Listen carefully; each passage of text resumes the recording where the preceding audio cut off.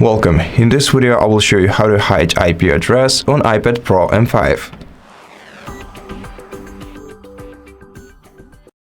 In order to hide your IP address, you have to open Settings on your iPad, swipe down the sidebar, and open the Apps menu. Now in the Apps menu, scroll down to your Safari web browser. Once you find it, tap on it. Now scroll down and select Hide IP Address option and select From Trackers. This way you will hide your IP address from known trackers.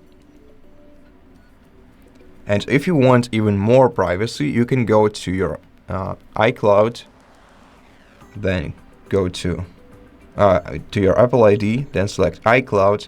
And if you have an iCloud Plus subscription, you'll be able to enable iCloud Private Relay in here.